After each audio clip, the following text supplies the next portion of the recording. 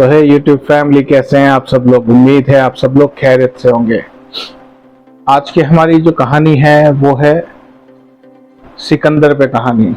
सिकंदर का नाम हम सब ने सुना होगा, जिसने दुनिया के बहुत से साम्राज्य जो है जीते थे, फतह किए थे। उस सिकंदर की कहानी है आज। तो कहानी शुरू करते हैं।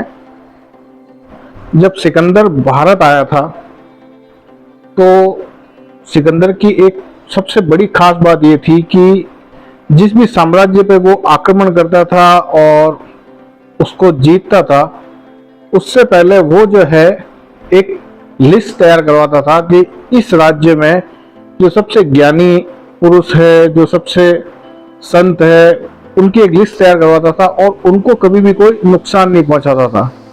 और उनको जो उस राज्य के जो सबसे ज्ञानी पुरुष होते थे, जो बहुत समझदार लोग होते थे, उनको वो अपने मंत्रिमंडल में रखता था सलाहकार के रूप में, जिनसे बहुत सलाह लेता था, सलाह मशवरा करता था। तो ये था सिकंदर।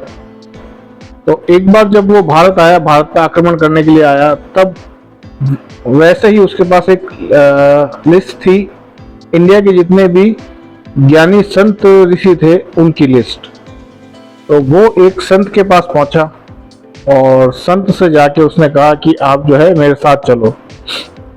अब जो संत थे, जो फकीर थे, उन्होंने जो है जाने से उसके साथ मना कर दिया कि मैं तुम्हारे साथ तुम्हारे राज्य में नहीं चलूंगा, क्योंकि मैं आज़ाद हूँ और मुझे दुनिया से कोई लेना देना है नहीं। मैं अपनी ईश्वर भक्ति में रहता हूँ, भगवान अल्लाह जो भी है उनकी प्रार्थना में रहता हूँ, उनकी इबादत में रहता हूँ। तो मुझे दीन दुनिया से कोई लेना देना है नहीं, मुझे ना कोई साम्राज्य से मतलब है, तो मैं तुम्हारे साथ नहीं चलूंगा।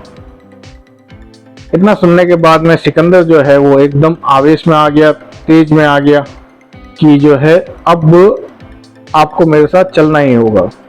तो जो है सिकंदर को अपने दुनिया जीतने पे बहुत ज्यादा घमंड था। तो सिकंदर अपनी जिद पे अड़ जाता है कि इन जो संत ऋषि मुनि हैं, फकीर हैं, इनको तो मैं अपने साथ लेके ही जाऊंगा। और उसको इस चीज का बहुत अहंकार था, बहुत घमंड था, बहुत तकब्बुर था कि मैंने पूरी दुनिया जीती है। तो इस चीज का उसको बहुत घमंड था और मैं सिकंदर महान हूं। संत ऋषि जो हैं वो उसकी तरफ देखते हैं और कहते हैं कि एक काम करो, अगर तुम मेरे सवालों का सही सही जवाब दोगे तो मैं तुम्हारे साथ चलने के लिए राजी हूं। सिकंदर कहता है पूछो, क्या पूछना है आपको।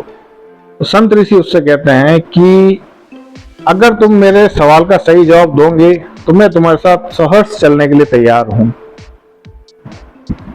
एक बात बताओ मुझे कि अगर तुम तपते रेगिस्तान में हो और तुम्हारे पास पानी का कोई जरिया नहीं है, पानी का कोई स्रोत नहीं है, ना वहाँ रेगिस्तान में कोई हरियाली है, ना पानी है, और उस शदीद गर्मी में, उस रेगिस्तान में तुम्हें कहीं पानी की एक बूंद भी नहीं मिल रही है, वहां पे तुम्हें एक व्यक्ति मिले जिसके पास पानी का बहुत सारा स्टॉक हो, पानी का बहुत सारा जमाव हो, और वो तुम्हें पानी ऑफर करे, तो उसके बदले में तुम उसको क्या दोगे।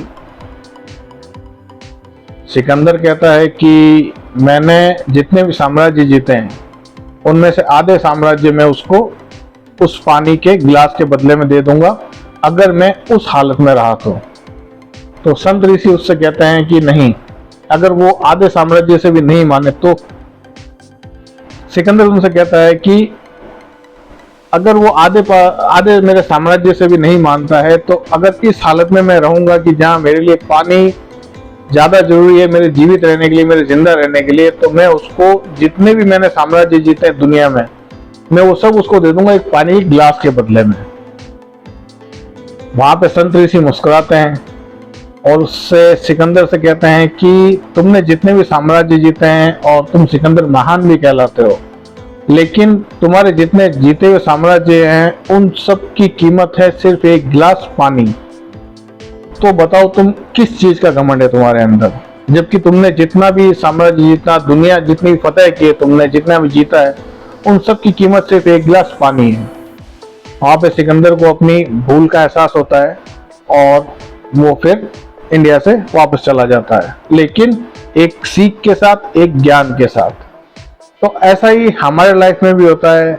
हमें भी जब कोई चीज जिस पे हमारा अधिकार ज्यादा होता है और जिसमें हम प्रबल ज्यादा होते हैं, जिसमें हम बलवान ज्यादा होते हैं, तो उस चीज का हमारे अंदर भी घमंड आ जाता है, तकब्बुर आ जाता है। तो वो उस चीज से हमें हमेशा बच के रहना चाहिए।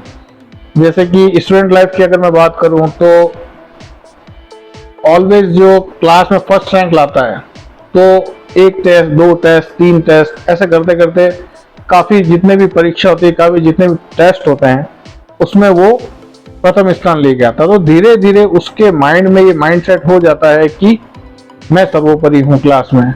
लेकिन उसी के साथ अगर कोई और भी अगले टेस्ट में नंबर 1 पोजीशन पर आ जाता है, तब जाके उसका वो घमंड थोड़ा सा नीचे आता है। तो ऐसे ही है कि हमें अपनी लाइफ में कभी भी घमंड नहीं करना चाहिए।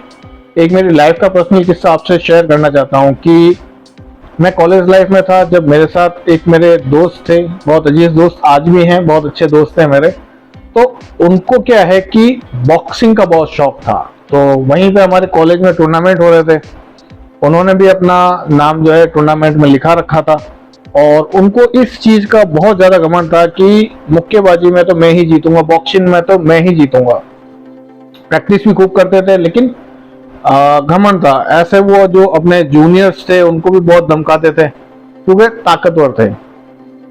तो जैसे टूर्नामेंट था उससे 2 दिन पहले एक रोड एक्सीडेंट में उनका हाथ जो है वो फ्रैक्चर हो गया। अब हमारे साथ क्या होता है कि कोई लेफ्ट हैंड ही होता है, कोई राइट हैंड ही होता है, तो वो थे लेफ्ट हैंड ही, और बॉक्सिंग वास्तव में उनकी बहुत कमाल की थी।